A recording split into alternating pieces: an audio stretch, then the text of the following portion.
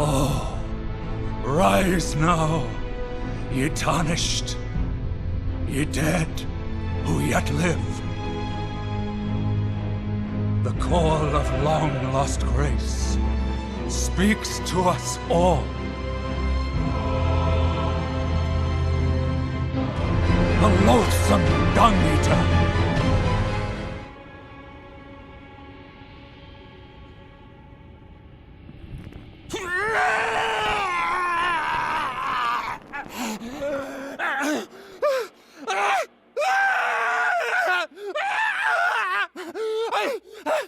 Unleash it upon them!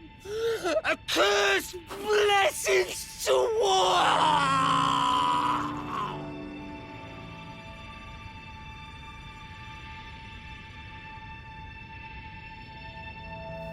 The loathsome dung eater, one of the most reviled beings in all of the lands between. In this video, I'm going to take a deeper look into his lore and the real world inspiration and origins of his making. Have you ever felt the curse? With your whole being, the pox upon life itself, feared and despised by all. The reviled blessing. Apparently not. You are but a lamb, a stranger to defilement, ignorant of your own ignorance.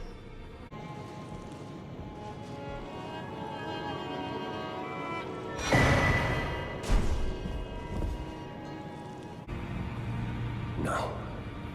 Wait. You have felt the curse. I can smell it on you. The pox, yet tender. Apparently my seedbed is ripe and waiting. 'Twas a brief respite, I must say. Go and unshackle my corporeal flesh, trapped in the sewer jail below the capital.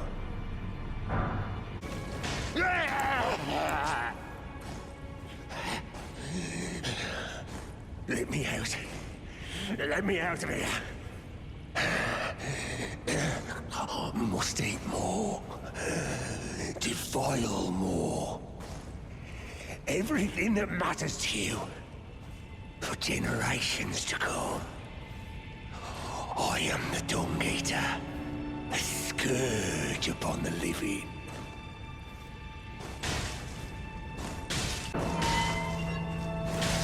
Who are you? I've been here long enough. I will kill again and defile each corpse with care. Just to be sure that when they're reborn, they'll be cursed, along with their children and their children's children, for all time to come. He's a madman. Has it out for everyone. Curses them. Goes round in his rank armor and all. You see him though. Stay well away. I was in the same jail as him once, so I know firsthand. He's a god-forsaken monster. Not just some petty thug like me. He's a killer. Kills people. And curses the souls. Does all sort of shit to the corpses. To keep them cursed forever. I ain't seen nothing more disgusting in all my years. I ain't ever been more scared neither. Rooted to the bloody spot while he did that. To my friend, never thought I would. What he does to those bodies, it was him. No question. That monster. He's lurking round here.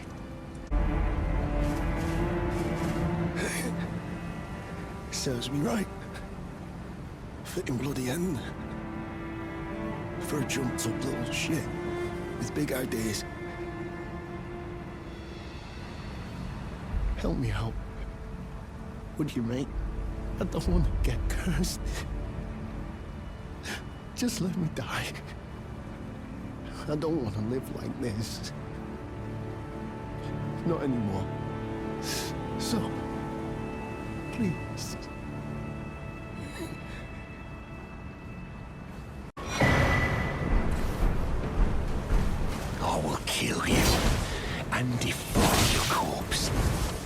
fox will truly be your own.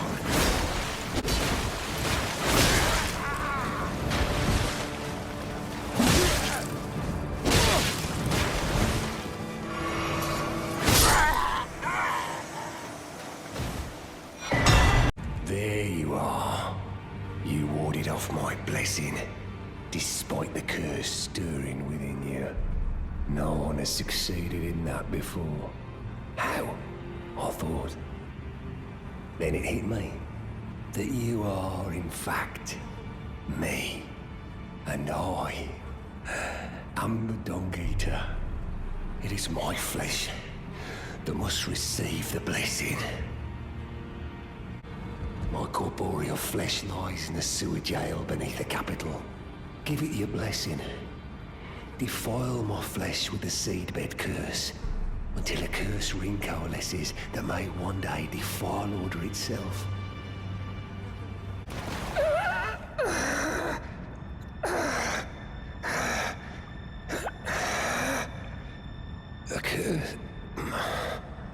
A curse upon them all. They'll be born cursed, all of them, along with their children. And their children's children. For all time to come.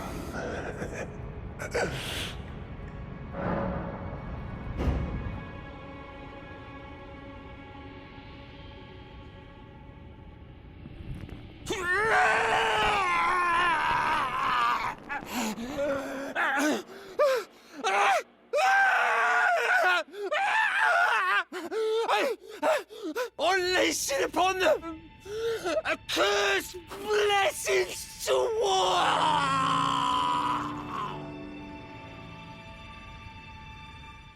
The Reviled Curse. An eternal curse born from defilement shall spread to the world's children, grandchildren, and every generation hence. Countless killed, countless defiled, hundreds will be reborn cursed, and there bear thousands of cursed children, who will bear thousands more. A few of those will be born just like Dung Eater, and they'll kill, and defile, and bless in his stead, until a cursed ring coalesces that may one day defile order itself. If order is defiled entirely, defilement is defilement no more, and for every curse, a cursed blessing. By defiling bodies, Dung Eater prevents dead souls from returning to the Erdtree, leaving them forever cursed, one of the most loathsome things found in the lands between. In order to understand the meaning behind the name Dung Eater, we must look to Japanese folklore. In some Japanese folklore, the soul is housed in the Shirikodama, a spherical organ located in the anus.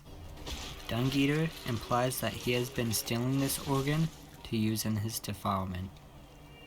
We've seen this practice in effect in their previous title, Sekiro. We also see this explained by ZULLIETHEWITCH.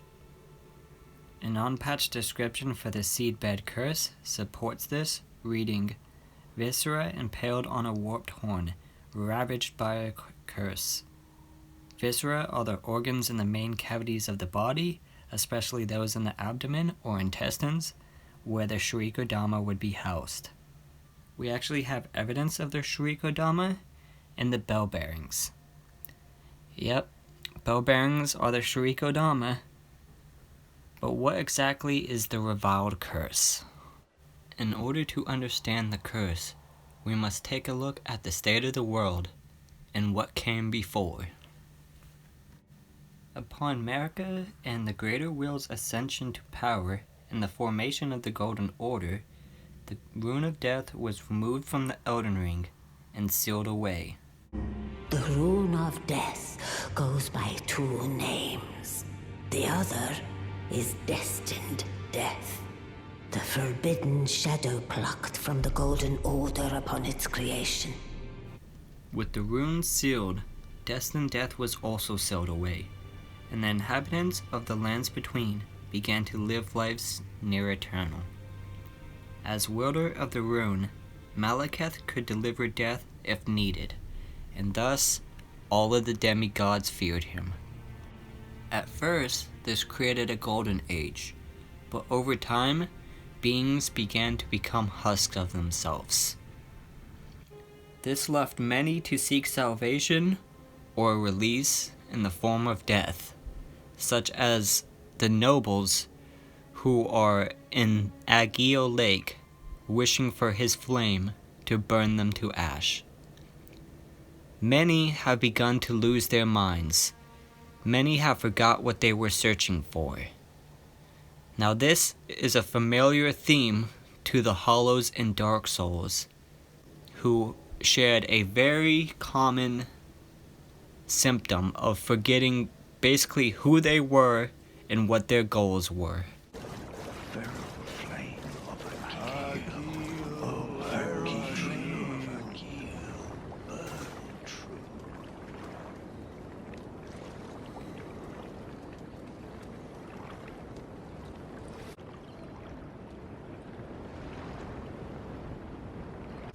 It's also important that we know what the shattering is, a two-part event. The first part being the actual shattering, the literal shattering of the Elden Ring, and the second part being the wars that followed, waged by America's children. The fallen leaves tell a story.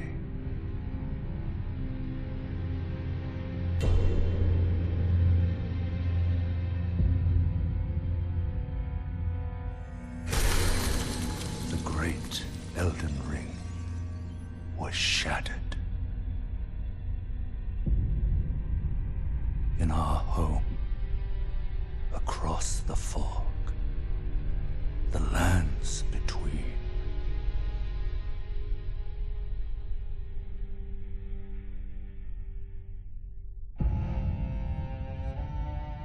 Now, Queen Marika the Eternal is nowhere to be found.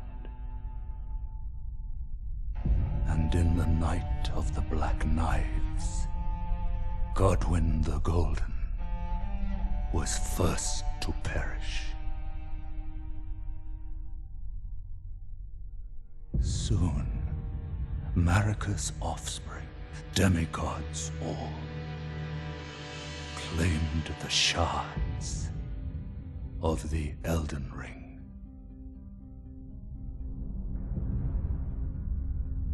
The mad taint of their newfound strength triggered the shattering.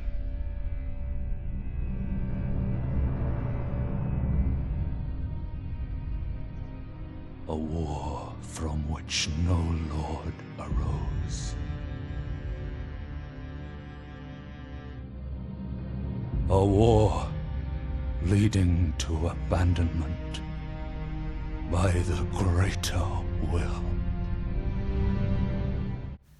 At the moment of the first demigod's death, a curse mark in the shape of a half-whale wound of the centipede was carved into the flesh. It should have taken the shape of a circle.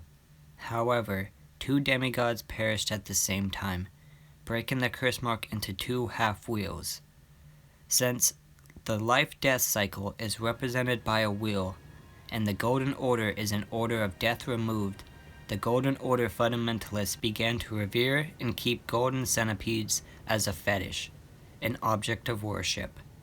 The golden centipede represents one half of the wheel. It represents life and the cycle of life and death. I can finally die. My shame for not following my master into death. Can finally. You're certain of this? Yes. I want you to kill me. As you wish. Go on. Do it.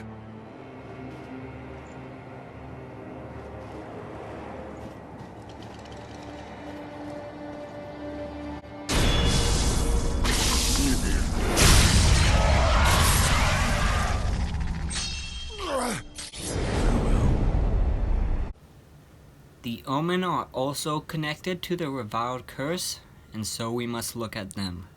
If we look at Morgoth's Japanese name, it translates to Ime Oni Marigito. Ime Oni translates to hateful demon. Oni, in Japanese belief, are demon-like entities. And so the Omen are comparable to Oni. This is supported by Okina, who's clearly a reference to Sekiro. In Sekiro, the lands are ruled over by the Ashina. Ashina translates to reeds.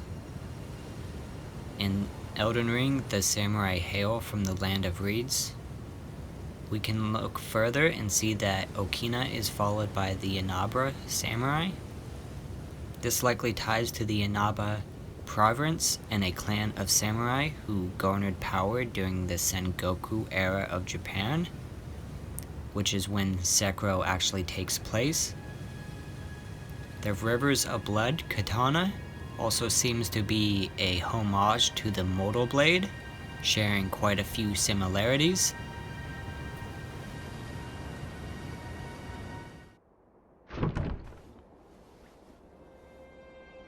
If you are prepared, you may gaze upon the blade.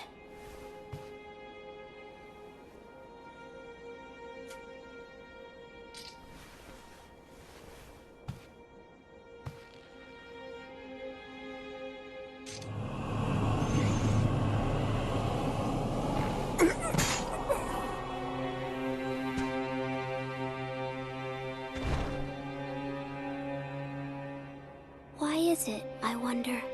Are they not loath to die?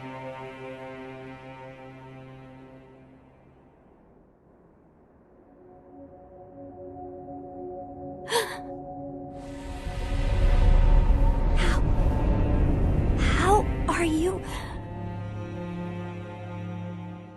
Your eye. I see. You carry the curse of the dragon's heritage. The mortal blade, without question. I accept its power. When Mohg, Lord of Blood, first felt Okina's sword and madness upon his flesh, he had a proposal to offer Okina the life of a demon whose thirst would never go unsated. The more Okina sharpened his mind, the more the absurdities of the world came into stark relief. And so Okina renounced it all and rose to a higher plane. There was only himself, his katana, and its mastery. Before long, Okina became a demon of a swordsman. This is likely a reference to the Shura ending of Sekiro. It focuses on a swordsman whose mastery of his sword has led to countless bodies and a bloodlust that transforms him.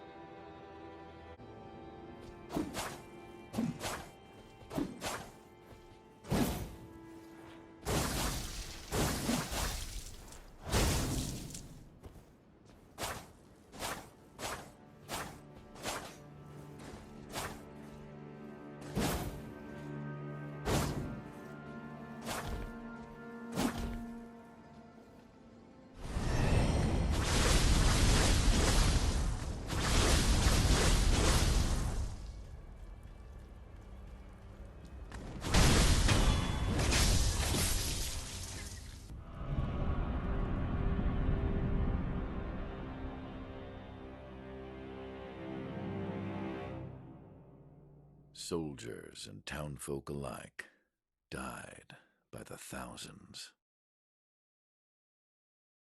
Very few survived. Ashina became the setting for the most tragic massacre of the Sengoku era. And for a long time after, it was said a demon lurked the land. In Sekiro, the Centipede is seen as a corrupt form of the divine dragon heritage. it is an unnatural means of achieving immortality. As such, it is not a true form of divinity, but rather it traps one in a state of samsara, a cycle of life and death, unable to be reincarnated as a higher state of being. Immortality in this form goes against Hindu and Buddhist beliefs, as reincarnation is central to these followings. The centipede is associated with Omukade, a giant centipede yokai known to torment dragons. In Sekiro, the story My Lord Bag of Rice is highly associated with the divine child, or rather the false divine child, known as the divine child of rejuvenation. With the removal of the rune of death and eternal life being granted to the inhabitants of the lands between, the greater will seems to be following a similar theme to the Omukade or the centipede. Thus it makes sense why the rune of the unborn is removed from the Elden Ring, because reincarnation has been removed from the lands between. You are no longer able to reincarnate as a higher state of being. Instead, the greater will has taken over control of this aspect. This explains why Millennia's Great Rune is the most sacred of all. By causing a state of undying, the greater will has caused the world to stagnate, and so it has become associated with stagnation and the rot which is born from it. This puts the Reviled curse into perspective as a curse which prevents beings from returning to the Erdtree and reincarnating into a higher state of being, instead trapping them in a cycle of life, death, life, known as samsara, preventing them from reaching true divinity and escaping from the material world, which is known to be full of suffering.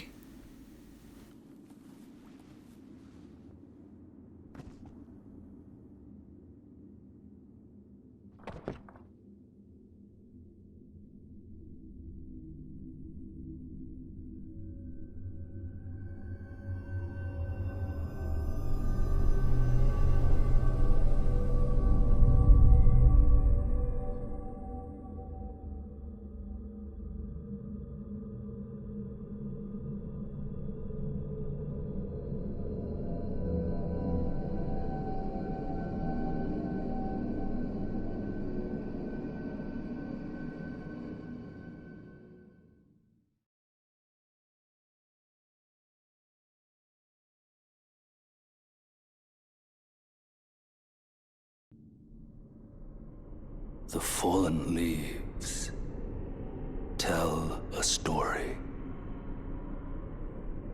of how a tarnished became Elden Lord.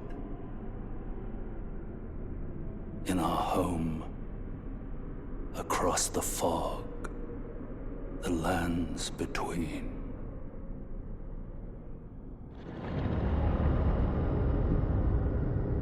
Our seed will look back upon us and recall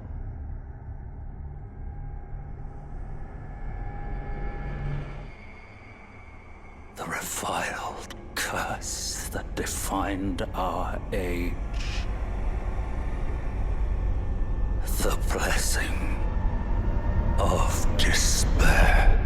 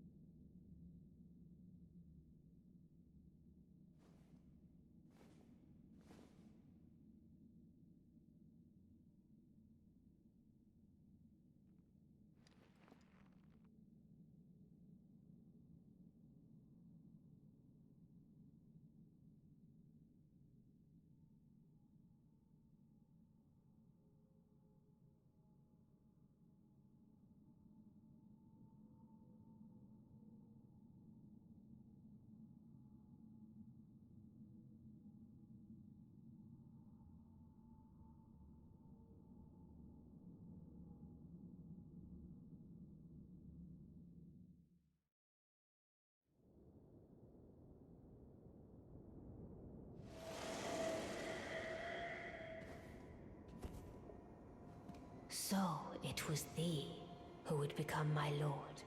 Perhaps I needn't have warned thee. I am pleased, however. Thou art a fitting choice. I go now to the night sky. It is there I shall find mine order. I bid thee travel the path of the Lord, and once all is done, we shall see each other once more. Ranni possesses a doll which is modeled after the appearance of her mentor, who seems to be inspired by Kali. Kali is a Hindu goddess with blue skin and 4 arms. She is associated with the dark moon and is seen as a bringer of moksha, which is the release from the cycle of life, death, life, also known as samsara. Reincarnation and samsara are important beliefs in Hindu and Buddhist followings. By trapping one in samsara, you are preventing them from reincarnating as a higher state of being and escaping from the world of suffering, the material world, which is full of desire. If we take a closer look at the Wraith Callers, we can see that they actually have 4 arms. They seem to be of the same race or being as Ranni's mentor. They also can be seen summoning these wraiths through use of their bells. The bell the Wraith Callers use is likely inspired by the Vajra and bell.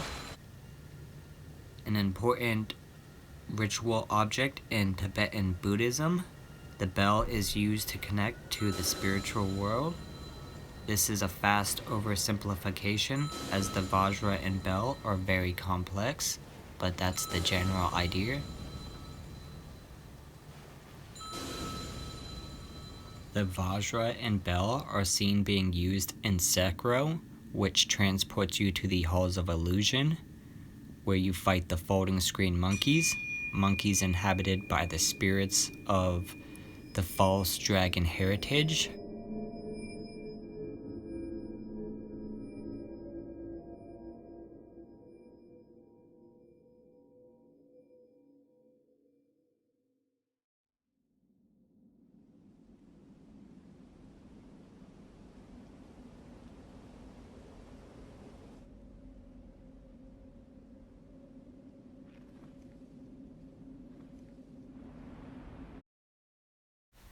The spirits summoned by the bell are the same effect as the Dung Eater's weapon art, as well as the spirit summoned by the Omen Bairn.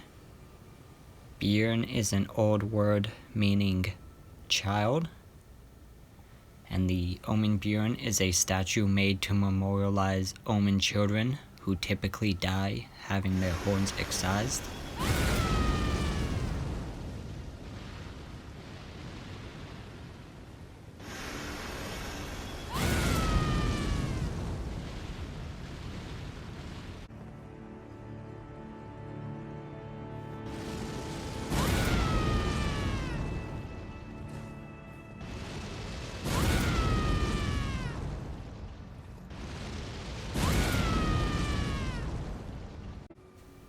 The Omen Bairn is a Jizo statue. In Japan, Jizo is a guardian deity of children. Jizo statues are typically associated with babies or children who have died. This fits with the Omen, who usually have their horns excised, causing most to perish. We saw the Jizo statue used in Sekiro, in the bundled Jizo statue, and funny enough, it restored resurrective power, so another mention to resurrection.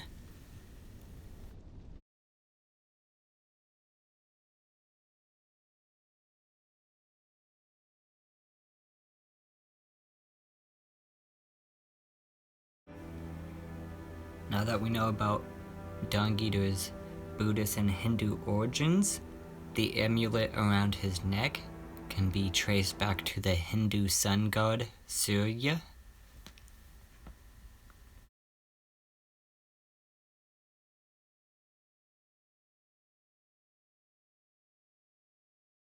Karma is the sum of a person's actions in this and in previous states of existence, deciding their fate and future existences.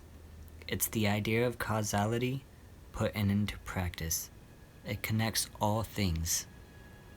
For example, if in this lifetime animals hate you, it is likely because you abused animals in a previous lifetime. It gives reason to fate and destiny. Dharma is a bit more complicated. It's associated with cosmic law and the inherent eternal nature of reality. The greater will seeks to supplant the natural order of Dharma with its own cosmic laws. I believe the Elden Ring represents Dharma. Whoever controls the Elden Ring can manipulate aspects of life or reality, such as the removal of the Rune of Death. As a last honorary mention, the Rings of Light, created by Miquella and his father Radagon, seem to be based off of Chakra Discus.